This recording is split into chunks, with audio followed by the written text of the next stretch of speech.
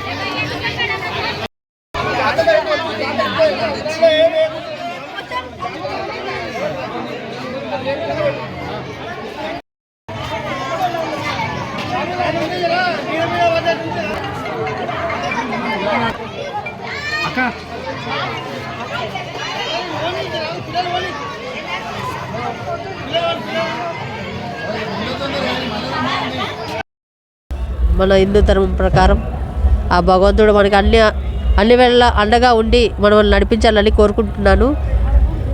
ఎందుకంటే జై బోలో గణేష్ మహారాజ్కి జై బోలో గణేష్ అసోసియేషన్ వారు చిలకల గారు నన్ను ఆహ్వానించారు. అందుకు గాను నేను ఇక్కడికి వచ్చి అన్నదానం కార్యక్రమం జరిపించడం జరిగింది. వాళ్ళు నన్ను ఎంతో ఆనందంగా ఆహ్వానించినందుకు నేను ఎంతగానో సంతోషిస్తున్నాను. ఆ గణనాథుడికి ఎల్లప్పుడూ ఆశీస్సులు ఉండాలని గణనాథుడి వీళ్ళకి మా పిల్లలకి యూత్కి అంతా ఆయన ఆశీస్సులతో ఉండాలని కోరుకుంటున్నాను. ప్రతి సంవత్సరం ఇలాగే జరపాలని నేను మనస్ఫూర్తిగా కోరుకుంటున్నాను. ఇక్కడ అన్నదానం కార్యక్రమం ఎందుకంటే ఇక్కడ ఎక్కడైనా అన్నదానం కార్యక్రమం చేపిస్తే అది అన్ని దానాల కంటే అన్నదానం మిన్న. ఏం చేపించినా మనకి ఇది కాదు, కానీ అన్నదానం చేపిస్తే నాకు చాలా సంతోషం. అందుకని ఇక్కడ అన్నదానం కార్యక్రమం జరిపించడం జరిగింది. మన యూత్ పిల్లలందరినీ ఎంకరేజ్ చేయడం జరిగింది.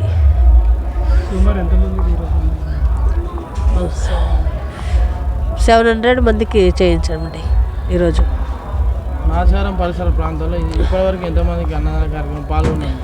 దగ్గర నాకు ఒక 10 దాకా చేయించుంటా.